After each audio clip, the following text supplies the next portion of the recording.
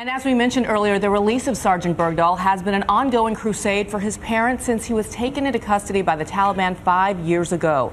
The couple holding regular rallies and tying yellow ribbons around the little town they live in, Haley, Idaho. And ABC's Neil Karlinski is in that town. Good morning, Neil. Bianna, good morning. What a difference here in the last 24 hours. You can see the Bowe is free at last signs that have now gone up here alongside all the yellow ribbons. Here in Bowe Bergdahl's hometown, they never gave up hope.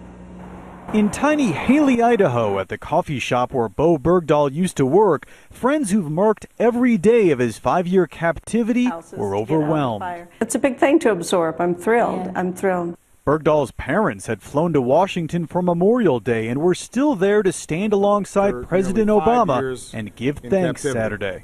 Their son, Bowe, is coming home. We just can't communicate the words this morning when we heard from the president.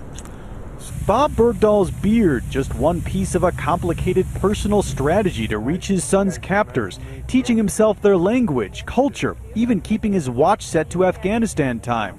In a video he released on YouTube in 2011, he addressed the Taliban directly. It's past time for Bowe and the others to come home. Bergdahl was hardly a household name during captivity, but in his tight-knit hometown there were annual rallies to keep up the pressure. The circumstances surrounding his capture, though, remain murky. He may have been off base at the time. Well, I'm scared. Scared I won't be able to go home. In videos released by his captors over the years, he appeared both in and out of uniform, eating and pleading for his freedom. During this time, he was promoted by the military back home.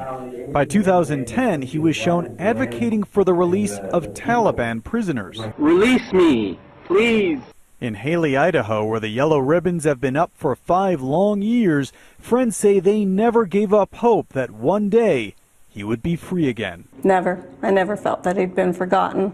He couldn't be from any place better. This place it's amazing. Later today, we'll hear from Bergdahl's parents again. They're expected to fly back home here to Idaho to address reporters this afternoon. It is less certain, though, when Bowe will be back home, though when he does come back here, there is bound to be quite a celebration. Dan and Bianna? A big and hard-earned celebration. Neil, thank you. While they are celebrating in Idaho, as we've mentioned, the same cannot be said for some on Capitol Hill, where top Republicans are vocally criticizing this prisoner swap, even accusing the president of breaking the law here. So let's bring in the host of ABC's This Week, George Stephanopoulos. George, good morning. Good morning.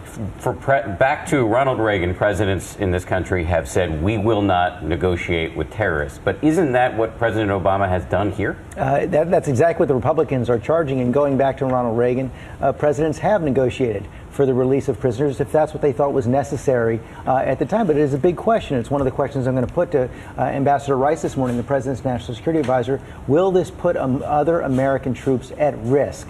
The second question is this question of whether or not the president broke the law by failing to notify Congress 30 days before the transfer of these detainees from Guantanamo.